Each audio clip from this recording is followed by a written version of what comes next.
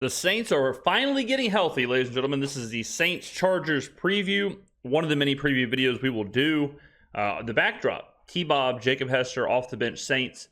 So before we get into the video, let me make sure y'all understand the situation, okay? So the Hootats play in the afternoon against the Chargers this Sunday on the road at LA.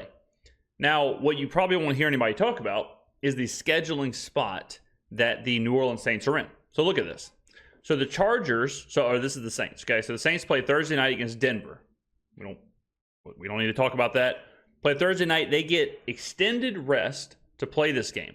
Conversely, the Chargers played the late night of the doubleheader on Monday night. So the Chargers have give them a day of travel. Virtually, they have 5 days for this game. Off of a back-to-back road trip. 5 days. Whereas the Saints have 10 days, okay? So the rest advantage is insane for New Orleans. Unreal spot for the Saints as far as a scheduling spot. Now, another spot that's good for the Saints is that they're finally getting healthy, all right? So full practice, Cesar Ruiz. Limited, Lucas Patrick. Limited, Pete Werner. Connor McGovern, full practice. Chris Olave, full practice. Taysom Hill, full practice. Marshawn Lattimore, Spencer Rattler. So Taysom Hill, Cesar Ruiz, these are Chris Olave. These are huge impact players, major impact players getting healthy. So it's just one of those things where even if we take out the X's and O's, just the pure scheduling spot mixed in with the Saints getting healthy is absolute smash spot. Between me, you, and the camera, I played the Saints plus 7.5 a couple days ago. I'm filming this on a Friday. Did it a couple days ago. I think a Wednesday I might have got it. So I love the spot for the Saints. Does that mean the Saints are going to win? I don't know about that. We'll talk about that in this video. But you can't ask for a better game for a get-right game. Hey, watch out now, bruh.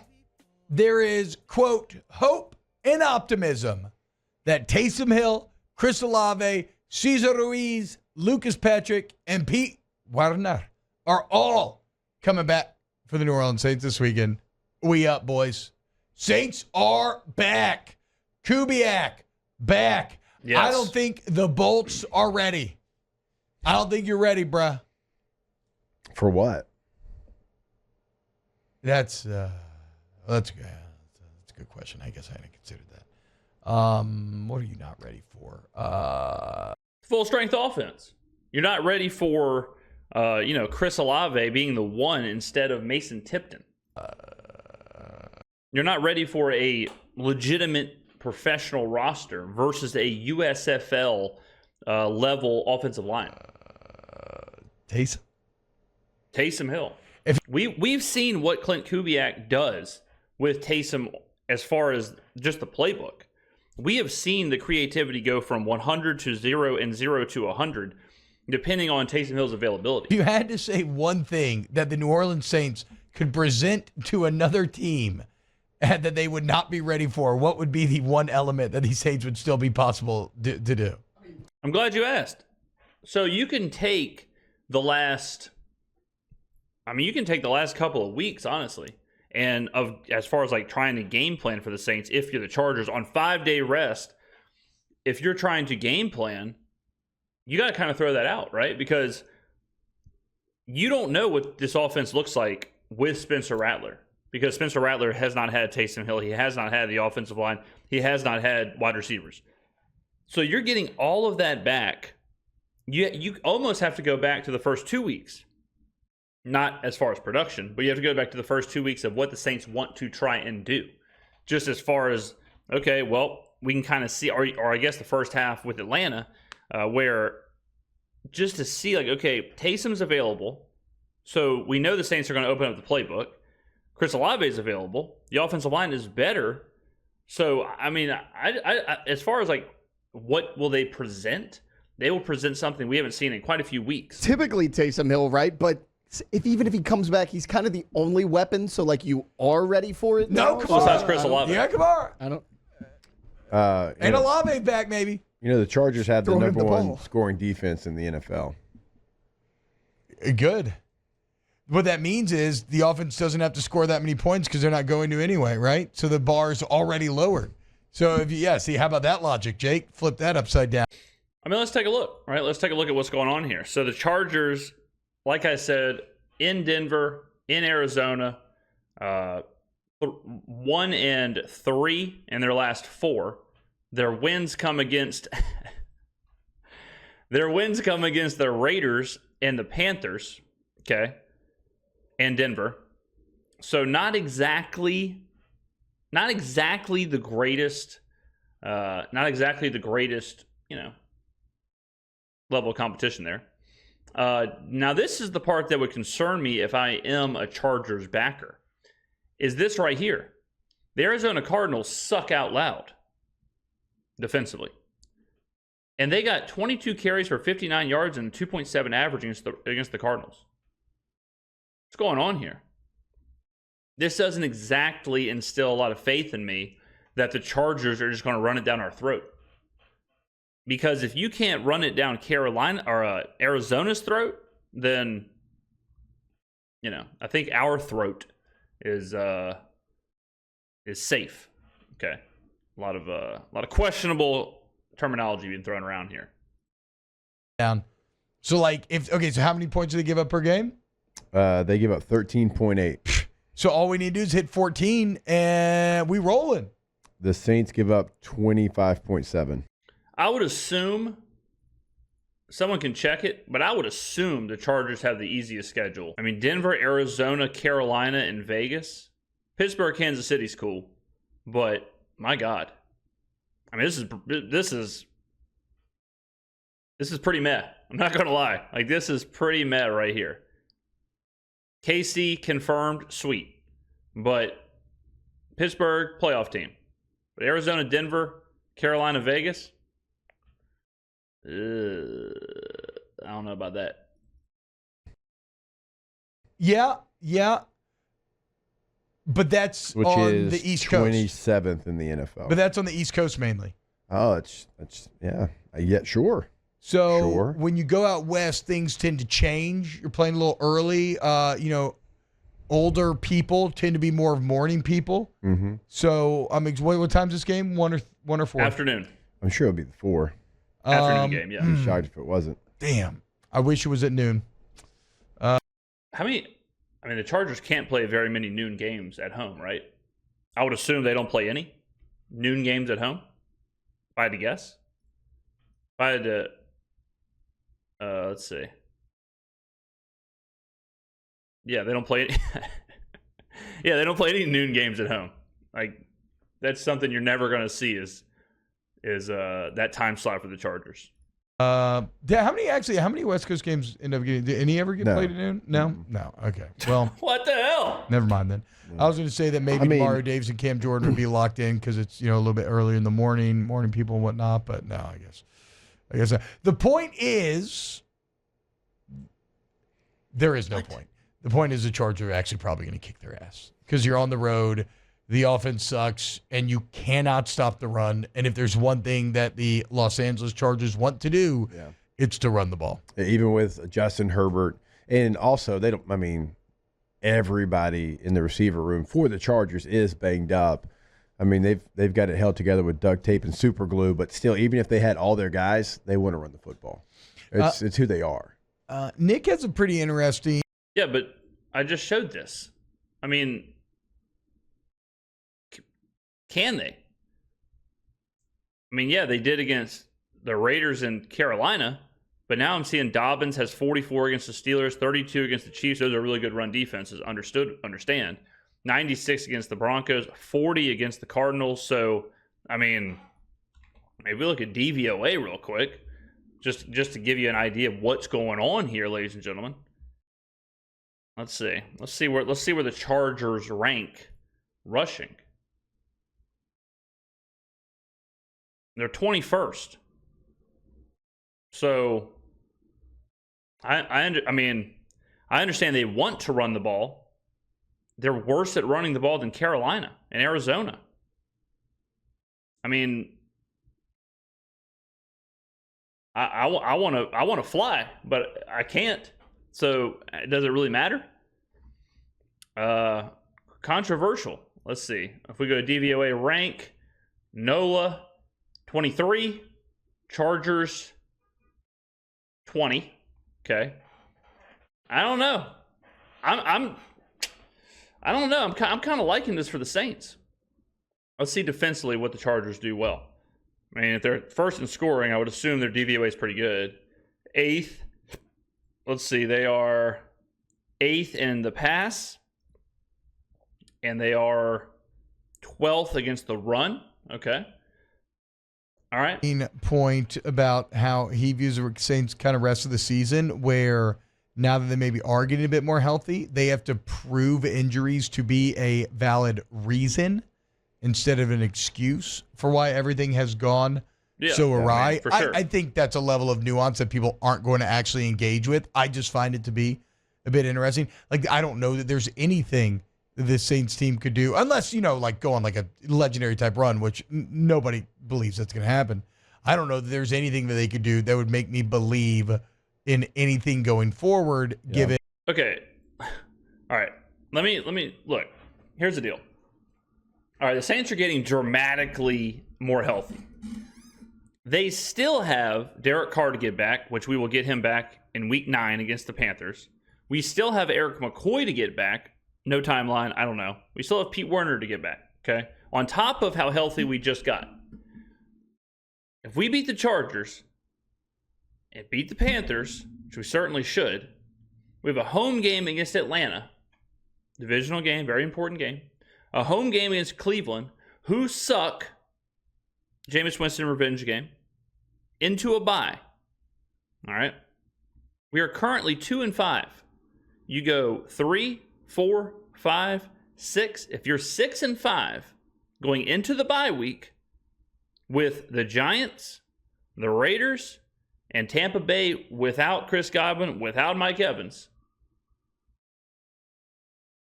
I know it's a lot of hopium, and I know it's a lot of copium. I understand that. But all of a sudden, 9 wins isn't that crazy. And 9 wins in the NFC South might just win you in the NFC South. Because Atlanta is exactly who we thought they were. They're just a whatever, average-ass team. They're 4-3 right now. Let's say they lose to us. Let's say they lose to Minnesota. I mean, they got a pretty easy schedule, not going to lie here. Let's say they lose to Tampa.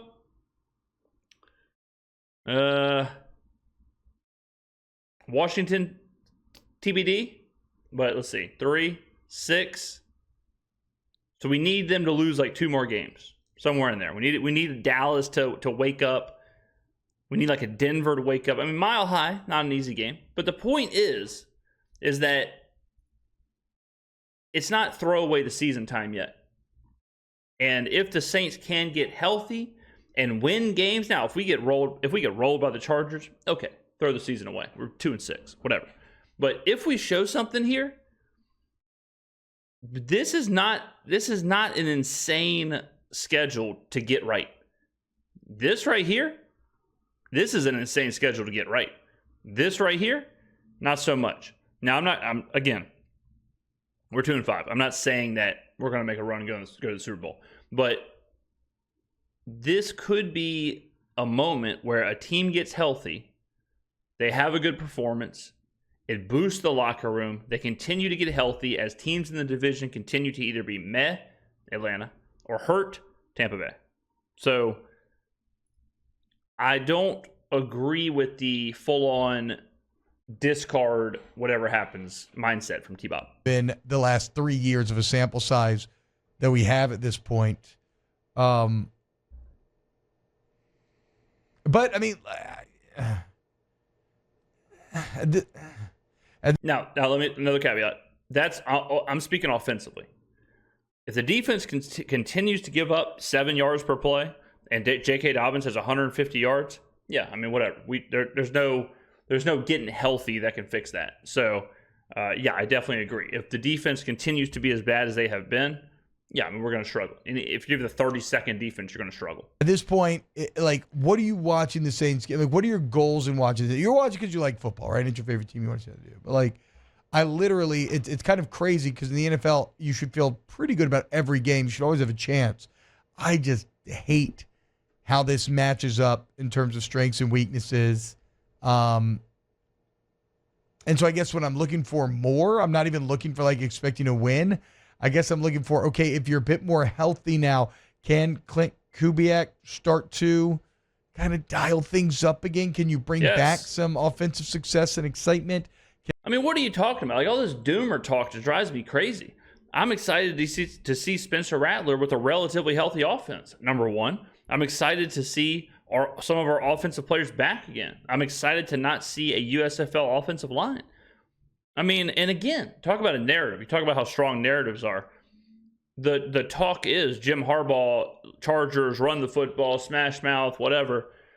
So it's like, damn, we got to face this vaunted Chargers offense that just runs the ball down everybody's throat. What's that? They're the 21st ranked rush offense, DVOA. Why the hell is everybody acting like they're one spot worse than Carolina? Imagine hearing, Carolina's just going to run it down our throat. Carolina, they just line up, run the ball, nothing we can do to stop it. How are we going to stop this vaunted Carolina rushing attack? Like, that would sound insane, right? Because there's not this weird narrative. And there's a weird narrative that the Chargers are this dominant rushing team because of a really good rushing performance against the Carolina Panthers and the Las Vegas Raiders. 21st in rushing offense. Does that keep you up at night? No. Can Now's, because like I could excuse Spencer Rattler. I'm grading on a major curve here recently because he's playing an offense that's been decimated. Yeah. But if he has Olave and Hill and now Kamara and Lucas Patrick and Cesar Ruiz back. Still no Eric McCoy, which is the main piece. Though. Yeah, that helps. And aren't you excited to see what he can do with some actual complements of weapons? Imagine if Rattler lights it up. Imagine if all of a sudden this offense looks similar to schematically what we saw in the first 2 weeks. Wouldn't it be fun to watch Spencer Rattler operate that offense, even if it's not, perfect, but just to watch that instead of the hot garbage that we've watched over the last couple of weeks? I'm going to give him a little less of a curve this game. Like I need to see him play a little better. So I'm that's kind of what I'm looking at. I'm watching this game not even with wins and losses in mind, which is a sad place to be. What the hell? I'm watching this game just to see can it be a bit more positive. Yeah, so I will say this about this. Y'all hear the city? God, man. I'm getting fired up in this video right here. It's pissing me off. Matchup. Okay, so the Chargers are very stingy, obviously, leading the NFL in points given up. Yeah, but also they don't score a lot. Yeah. They're only scoring 17 per game. Which, again, if you're a betting man, which I am, by the way, a couple of CFL bets tonight, Tiger Cats and the Edmonton Elks. 2 free ones for you right there. Shop around. So even more of a reason why, if they only score whatever Jake said, 17 points a game, we're getting 7.5. That's some valuable points for a team that doesn't score much. So it's not going to take 35 points to win the game. 14, no. Baby. That's all we need. You have 21 points. You have to come up with a game plan to take care of the football, take your chances when they're there, but not try to do too much, even if you have your guys back. Because the one strength of the Chargers is they are going to play great, solid, sound defense. But if you can just nickel and dime them a little bit and score 14, you got – because what the Cardinals, what they score, 15? And they beat the Chargers? 17. 17 beat the Chargers right there. 17-15, boom. Denver, they beat 23-16. Let's take a look at that box score, shall we? Let's just take a look. Jesus. Fugazi box score. It's not Fugazi, but it's not Fugazi, but because it's a blowout, it's 23-0, so you can't really count some of this, so you gotta throw it out. Never mind. 6.0 yards per play, 4.7. That's because it's 23-0 going into the fourth. Obviously, the Chargers are just running the football, and the Broncos are trying to throw. So this is not Fugazi. This is just a good old-fashioned blowout. But, yeah, I mean, I think it's a winnable game. The more I look at it, the scheduling spot, Saints getting healthy, Chargers kind of overrated when it comes to their vaunted offense. Wins against the Raiders, Panthers, Denver, we're healthy. I'm excited. I'm excited for this game. I mean, Dobbins hasn't gone over 100 yards since week 2. I mean, what's he even, like, on the year? Let's see. Yeah, I mean, if you look at the game log, yeah, I mean, you're talking about 13.5 yards a carry against the Raiders, 7.7 against the Panthers, and then he hasn't been over 4 in any game since. So, you know. Chargers, was it 15-14, I believe? Yeah. Something like that? Yeah. They don't take a lot. They're just very stingy. So you can't try to do too much offensively. Be patient. Don't get overzealous because you got your weapons back. And just know if you score 17, you've got a great chance of winning the game. Dude, how good is Yeah, and the Saints, like, think about the Saints, too. Like, think about how bad the Saints have been, right? Just how awful they have been. 27 against the Broncos. 27 in the first half against the Broncos, right? So, these are horrible. Think about how bad we were against the Chiefs. And the Chiefs defense is legit. The Broncos defense, legit. The Buccaneers defense, legit. And we score 13, 27, 10. Like that keeps you in the ball game against the Chargers. And I'm not saying I hope we score 13 or 10, but the fact that we have people back, like if we scored 27, I know there's a lot of turnovers and whatnot, but you know, I just don't see. I don't think this is not a game where I'm going into it like the Chiefs game. Where the Chiefs game, it's like I don't know how we win this game. This game is not. I do not feel like that. Jesse Minter? Really good. I mean, Because he hasn't had Bosa. Shocker. My God. Like, hey, bud. Like, so you're put down out. the You're weights. out on Bosa. Put down the weights or something. Like, Yeah. he's like one of those guys that's like too in shape. At least he's not missing for illness. You know, That's Who true. was Zion? it could be worse. That's true. But You never want to get hit with a hey bud. You get hit with a hey bud. Oh. I mean, hey bud is straight up getting shoved in a locker. I mean, he has a strain every other game. Yeah. Or I something. mean, Minter though. That's the Tiger Woods thing. I mean, Tiger Woods, when he started getting hurt, it was a lot of people believed it was because he was packing on too much muscle. And Tiger Woods got really involved in like Navy SEAL training. And remember at the end there, Tiger Woods was absolutely jacked. He was huge. And because of the torque and because of how much, you know, the swing takes out of you, having that extra muscle and then the tighten, you know, how tight your muscles are and whatever, caused a lot of his problems. So there is something to, like, the more, not the better shape you are, that's a little different, but like if you're really jacked, but you're not doing your proper, you know, stretching, yoga, Pilates, you can be, it's tough to move around. Clearly an NFL coach coaching college last year. yes. And well, the results speak for themselves. Because now to go to, I mean, where did the Chargers rank last year defensively? Not there. Really? No. It's Yeah. bad. Let me see. Yeah, And now they're Brandon number one Staley in the was a league. clown. Damn. Harbaugh's elite at getting his culture No to doubt. be infused into No places. doubt. So, He's a hell of a coach. what do you think, guys, in the Body Ford YouTube chat? So What are you watching this Saints game for Sunday? Let me know. last year the Chargers were 24th. Give Wow. it up 23.4 points. Brandon a game. Staley, total Shout clown. out Minter. Shout out Harbaugh. That's crazy. But not this week. Shout out Saints. Yes. Get that dub. Yes, Taylor, you want to say something before we go? The defense. That's what I'm watching. I mean, I get it. Like, you want to see the I've offense given up on improve. the defense, unfortunately. I get that. If you can have a get-right game, this might be the offense to do that. Sure. I mean, they're averaging 17.7 true. points a game. And, you know, great point, Taylor. But this is one of those things where it's like, it's time for us to see, like, it's time for the defense to show us something. Like, is the defense really just this bad every game? Like, is that what's going to happen? If J.K. Dobbins runs for 130 yards, then, yeah, they are that bad. Like, there is no coming back. They are who they are. But part of me does say, like, there's no way there can be this much of a drop from top 10 to 32nd this fast. So this game is a great barometer for that, because we've seen what the Chargers do against good defenses. Spoiler, nothing. We see what they do against bad defenses. Spoiler, run the ball for 130 yards. So we can kind of use this as a pretty sharp data point for the Saints of, hey, you have 10 days off. You have 10 days to prepare, 10 days to be ready for this game.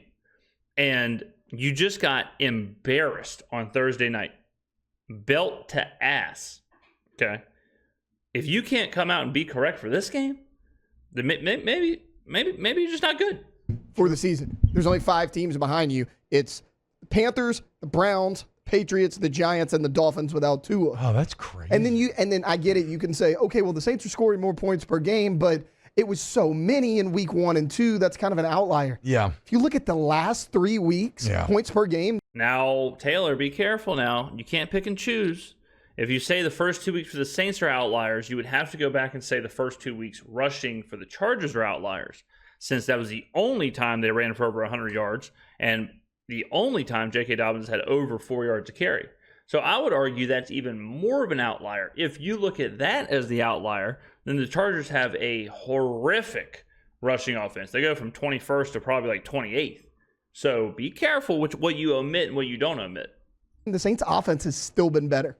Oh, wow. The Saints offense, 16.7 in the last 3 games. The Chargers, 16 straight up. So there we go. This offense is struggling. So I get it. The defense has been really bad. Can you get a little bit healthier? Can you show some sign of life? Maybe Rattler can find a rhythm on the opposite side. Here's to hoping. Wow. I think this game sets up great for the Saints. I really do. I think it sets up great for them scheduling-wise. We already went over the calendar spot. It sets up horrible for the Chargers. I think the Chargers are a bit overinflated from those early performances. The media narrative is way out of whack. The Saints getting all these injuries or all these players off the injury report. I mean, if you give a quarter of a point for all the players, and I would assume Olave is probably worth a little bit more. I would assume Taysom's probably worth a little bit more. But if you average a quarter of a point for each player, the Saints are probably getting a point-ish, point and a half in value of players coming off the injury report. So 7.5 is insane to me. I love the game. I'm starting to think the Saints win outright. So I'm overdosing on hopium, and I'm overdosing on copium. It is what it is. All right, ladies and gentlemen, get on down in the comments below. What is your prediction for this game? Thank you for watching. I'll see you in the next video.